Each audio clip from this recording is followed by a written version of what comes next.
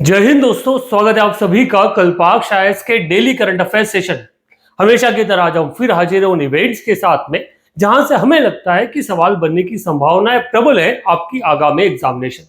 चलिए बात करते हैं आज 9 अक्टूबर 2025 के उन इवेंट्स के बारे में जहां से सवाल पूछे जा सकते हैं। आज की पहली बड़ी खबर हमने पीआईबी से ली, जहां पर यह कहा गया कि एक एमओयू जो है वो साइन किया गया for scaling project under Pradhanmantri Vikas scheme between ministry of minority affair and IIT Palakkad Kerala. Kerala का एक आईआईटी और मिनिस्ट्री ऑफ जो माइनॉरिटी अफेयर्स है उन दोनों के बीच में पीएम विकास योजना के तहत एक एमओयू जो है वो साइन हुआ। आइए इसमें थोड़ा सा अंदर जाने की कोशिश करते हैं, देखते हैं कि एमओयू जो है ये किस आधार पर है और ये जो स्कीम पीएम विकास योजना है इसका पूरा नाम क्या है। प्रधानमंत्री विरासत का संवर्धन योजना, जिसको क्या कहते हैं शॉर्ट फॉर्म में पीएम विकास योजना। पीएम विरासत का संवर्धन योजना के तहत स्केलिंग प्रोजेक्ट के लिए अल्पसंख्यक कार्य मंत्रालय और आईआईटी पलक्कड़ जो केरल में है बीच में एक एमओयू समझौता जो है साइन हुआ है। उद्देश्य यह है कि अल्पसंख्यक समुदायों के आर्थिक, शैक्षणिक और सामाजिक सशक्तिकरण को बढ़ावा देना, कौशल विकास, उद्यमिता, पारंपरिक व्यवसायों को आधुनिक तकनीकी रूप देना, अल्पसंख्यक समुदाय के युवाओं को आधुनिकीकरण, रोजगार बाजार के अनुरूप बनाना, इन सारे उद्देश्यों के साथ ये योजना या एमओयू जो है साइन किया गया। अब इसी अगर एमओयू के बारे में बात करें तो इसके मुख्य घटक में आता है skill development, artisan support, entrepreneurship development और एजुकेशन सपोर्ट। इनके थ्रू भारत सरकार पीएम या फिर पीएम विरासत का संवर्धन योजना के तहत कार्य कर रही है। अब इस आधार पर देखा जाए कि क्या क्वेश्चन आपसे पूछे जा सकते हैं तो सुनिएगा। हाल ही में अल्पसंख्यक कार्य मंत्रालय ने पीएम विकास योजना के तहत स्किलिंग प्रोजेक्ट के लिए किस आईआईटी के साथ समझौता ज्ञापन पर हस्ताक्षर किए? पीएम विकास योजना का मुख्य उद्देश्य क्या है? इसे बेसिक फंडामेंटल क्वेश्चन आपसे यहां से पूछे जा सकते हैं। चलिए आगे बढ़ते बात करते हैं अगली बड़ी न्यूज के बारे में।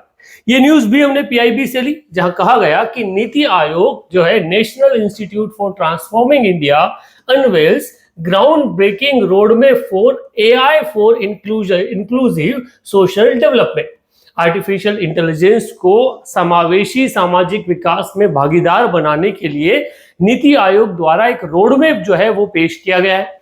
इसके बारे में चर्चा कर लेते हैं, थोड़ा सा अंदर तक जाते हैं कि क्या इसके तहत किया जाने वाला है, कौन सा नया मिशन शुरू किया जा रहा है। समावेशी सामाजिक विकास हेतु कृत्रिम बुद्धिमत्ता एआई आर्टिफिशियल इंटेलिजेंस पर नीति आयोग का एक रोडमैप का अनावरण हुआ है।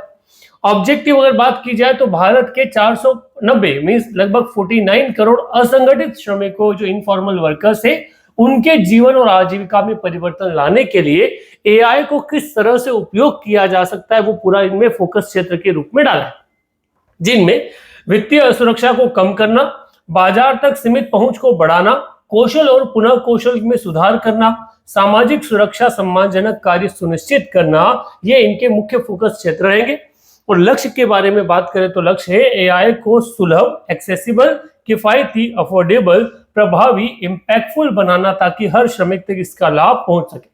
इसके लिए एक नए मिशन की शुरुआत की गई है, जिस मिशन का नाम रखा है मिशन डिजिटल श्रम सेतु, जो क्या करेगा एआई, ब्लॉकचेन, इमेज लर्निंग जैसी तकनीकों के माध्यम से असंगठित क्षेत्रों के जो मजदूर है उन्हें जोड़ेगा और उनको सशक्त बनाने का काम करेगा।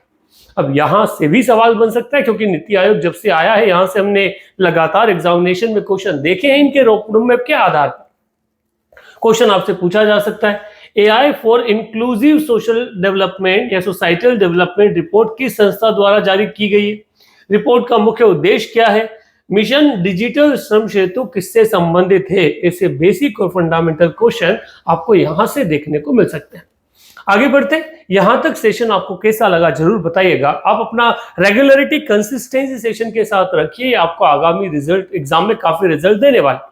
जल्दी ही हम अभी वर्तमान में हुई एग्जामिनेशन में किस तरह से हमारे पढ़ाई चीजों से क्वेश्चन पूछे गए उसका एक सेगमेंट लेकर आने वाले, जो आपको एक कॉन्फिडेंस दे देगा कि भैया किस तरह से ये सेशन आपके लिए इंपॉर्टेंट होने वाला है और महत्वपूर्ण, क्योंकि सोर्स बड़े प्रबल है जिनसे हम क्वेश्चन पूछते हैं, वही वो सोर्स है जहां से एग्जामिनेशन जो है वो जनरली क्वेश्चन बनाता है।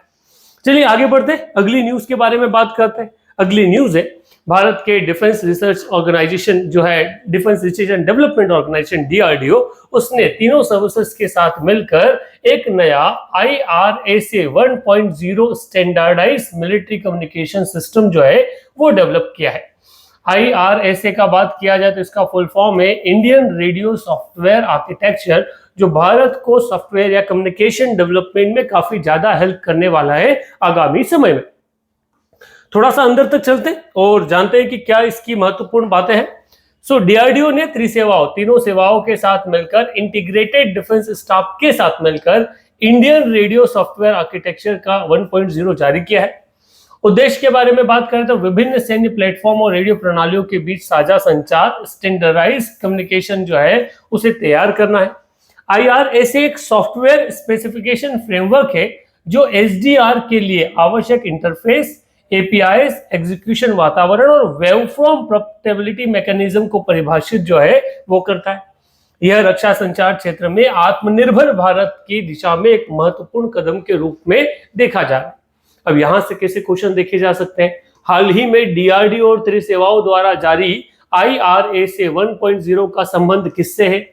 IRSA 1.0 किस तकनीकी से संबंधित है? ऐसे बेसिक क्वेश्चन आप यहां से देख सकते हैं। चलिए चलते आगे बढ़ते, अगली बड़ी न्यूज जो है उसे कवर करते हैं और ये न्यूज निकल कर आती है आपकी इकोनॉमी से। National payment corporation of India, भारतीय राष्ट्रीय भुगतान निगम ने अपनी नई एक टेक्निकल सब्सिडरी का अनाउंसमेंट किया है to boost payment innovation in India. So इसी तरह से एक नया मीन्स आपका जो भारतीय राष्ट्रीय भुगतान संतुलन national payment corporation of India है वो एक और कंपनी बनाया है कि ये जो डिजिटल पेमेंट उसके थ्रू चल रहे हैं उन्हें क्या किया जा सके और सुलभ बनाया जा सके। सुनिएगा, एनपीसीआई ने भारत में पेमेंट इनोवेशन को बढ़ावा देने के लिए नई तकनीकी सहायक company NPCI tech solution limited NTSL launch किया है। क्या नाम है कंपनी का? NPCI tech solution limited, NTSL जिसे शॉर्ट फॉर्म में कहेंगे। NTCL को एनपीसीआई का इनोवेशन हब बनाया जाएगा जहां फिनटेक प्रयोग और उत्पाद विकसित होंगे।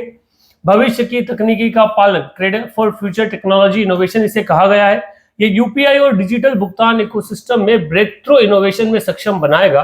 और अगर वर्तमान में बात की जाए तो आपका एनपीसीआई लगभग 20 अरब ट्रांजैक्शन जो है वो कर रहा है मासिक लेवल पर यूपीआई के थ्रू। अब यहां से सवाल कैसा पूछा जा सकता है, हाल ही में एनपीसीआई द्वारा लॉन्च की गई नई तकनीक सहायक कंपनी का नाम क्या है? अब ये से सवाल हम एग्जामिनेशन में देख सकते हैं। सो ये वो चीजें जहां से सवाल पूछे जा सकते हैं, हमें लगता है कि संभावनाएं प्रबल है। अगला जो न्यूज है वो न्यूज आया आपका नोबेल प्राइज से। रिसेंटली हमने देखा था कि फिजिक्स में नोबेल प्राइज अनाउंस किया गया था हिंदी चिकित्सा में, अब अनाउंस किया है केमिस्ट्री में। सो आपके Susumu Kitagawa, Richard Robson, Omar M Yaghi जो है इन्हें केमिस्ट्री में नोबेल प्राइज से सम्मानित किया गया है। सो 2024-25 का नोबेल प्राइज फॉर केमिस्ट्री जो है उसका अनाउंसमेंट हो गया है। सुनिएगा क्या है और क्यों इनको ये अवार्ड दिया गया है।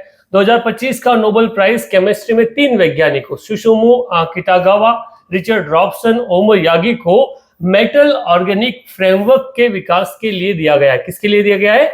मेटल ऑर्गेनिक फ्रेमवर्क विकास के लिए। अब ये मेटल ऑर्गेनिक फ्रेमवर्क विकास क्या है? तो एक क्रिस्टलीय पदार्थ है, क्रिस्टल मटेरियल है जिसमें धातु आयन, मेटल आयंस और कार्बनिक अणु, ऑर्गेनिक लेजेंड्स जो है मिलकर एक त्रिआयामी 3D नेटवर्क बनाते हैं। मॉलिक्यूलर स्पंज इसे कहा जाता है जी, क्योंकि ये बड़ी मात्रा में गैस और तरल पदार्थों के अंदर संग्रह कर सकते हैं। इसका उपयोग कार्बन कैप्चर के लिए किया जाता है, वाटर हार्वेस्टिंग के लिए, गैस स्टोरेज के लिए और क्रिस्टलाइज जो रासायनिक अभियांत्रिकी उसे तेज करने के लिए इसे, या टॉक्सिक गैस का जो स्टोरेज है उसे ले किया जाए। अब यहां से भी सवाल पूछा जा सकता है पहला कि 2025 का रसायन विज्ञान का नोबेल पुरस्कार किस कार्य के लिए दिया गया, किन्हें दिया गया, और क्वेश्चन पूछा जा सकता है मेटल ऑर्गेनिक फ्रेमवर्क जो है इसका उपयोग कहां किया जाता है या किस तकनीकी में ये काम में आता है। तो ये भी महत्वपूर्ण हिस्सा है जहां से क्वेश्चन पूछे जाने की संभावनाएं हमें लगती है। चलिए आगे बढ़ते हैं और बात करते हैं आज के जो क्वेश्चन ऑफ द डे है उस क्वेश्चन ऑफ द डे की, क्योंकि ये वो न्यूज थी जहां से सवाल पूछा जा सकता था and it last the question of the day. आज का सवाल है, in which year was the India semiconductor mission launched? Bharat semiconductor mission की शुरुआत किस वर्ष में की गई? 2018, 2020, 2021 या 2022? करेक्ट ऑप्शन कमेंट बॉक्स में लिखिएगा। सेशन कैसा लगा बताना न भूलिएगा, अपने दोस्तों तक इसे शेयर कीजिएगा। That's it for today, thank you very much.